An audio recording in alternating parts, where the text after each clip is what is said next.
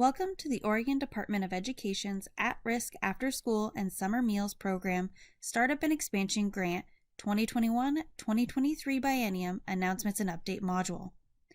Going forward, I'll refer to this grant as the Startup and Expansion Grant. My name is Caitlin Screen, and I am a Child Nutrition Specialist with the Oregon Department of Education Child Nutrition Programs, also referred to as ODE CNP. In this module, I will be providing information regarding this biennium's Startup and Expansion Grant.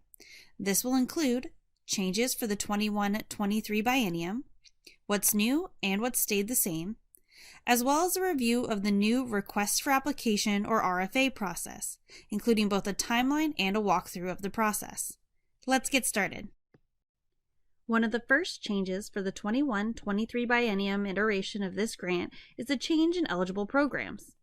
While SSO has always been an eligible program, this year, sponsors operating the SSO during the 21-22 school year are also eligible to participate.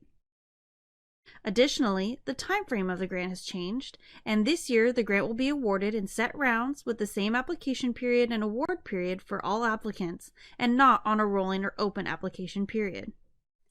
The application process has also been updated to a formal Request for Grant Application, or RFA process. An RFA is like a grant guide or grant packet that includes basic information about the grant, along with the application, a sample of an executed grant agreement, an explanation of how funds may be used under the grant, and a certification sheet for all submitted grant application materials. This year, a sustainability plan will not be required as a part of the grant application. And finally, the award period, the time frame under which award funds can be spent, will be roughly 90 days. Because this is a shorter time frame than last year, a midpoint progress report will not be required, just a final report and claim expense report. With all these changes, what stayed the same? Well, the Startup and Expansion Grant still focuses on expanding access and increasing participation in CACFP at-risk after-school programs, National School Lunch Seamless Summer Option or SSO programs, and summer food service programs. The categories for grant funds have also remained the same, and are food service equipment, outreach and enrichment, transportation, and labor costs. The maximum per biennium total award amount any applicant can receive will also remain the same at $20,000. Lastly, this is still a reimbursement grant, meaning applicants that are awarded will first spend organization funds on allowable expenses approved in the grant budget, and will then have those funds reimbursed upon the submission of a claim expense report and required supporting documentation. Now that we've reviewed what's changing and what's staying the same this biennium, let's find out more about the new application process. For eligible entities, the first step of the RFA process is completing and submitting an application. The full application includes an Excel application, a signed certification sheet, and a business executive summary. Instructions for completing these application elements are included in the RFA. Once completed, these application elements are submitted to Noemi Rios, a procurement and contract specialist. The second step is evaluation. Applications are reviewed for eligibility and completeness, then evaluated based on 3 weighted questions, which are submitted via the Excel application, and scored.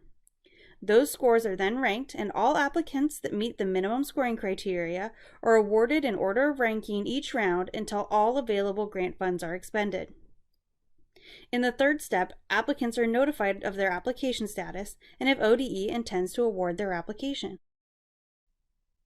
From there, we move to the fourth step, where applicants that ODE intends to award are required to submit additional documentation before a formal grant agreement is executed.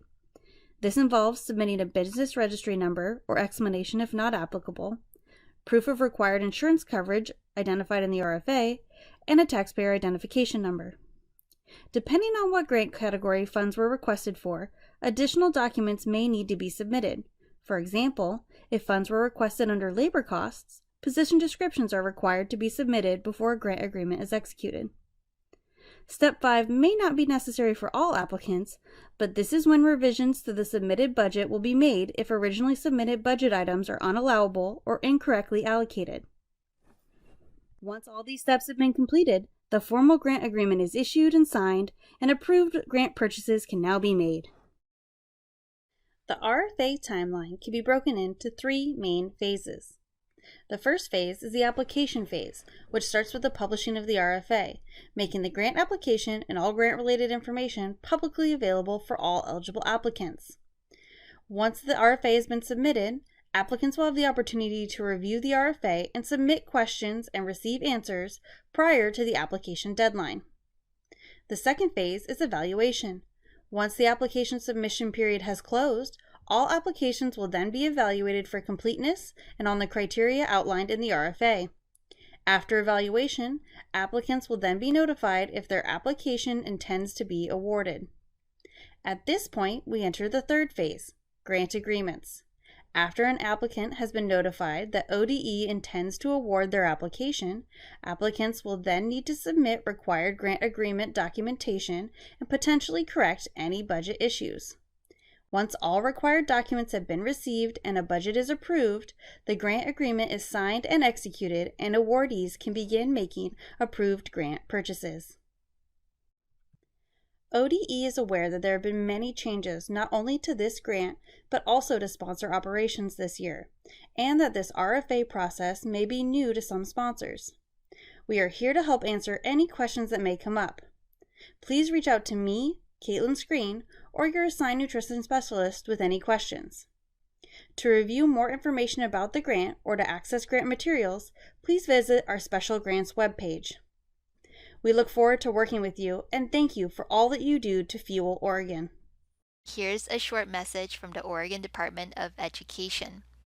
ODE supports equity and excellence for every learner and seeks to work with school districts, education service districts, and community partners like you. We believe all children should have access to a high-quality, well-rounded learning experience. Our stance is that education equity is the equitable implementation of policy, practices, procedures, and legislation that translates into resource allocation, education rigor, and opportunities for historically and currently marginalized youth, students, and families, including civil rights protected classes.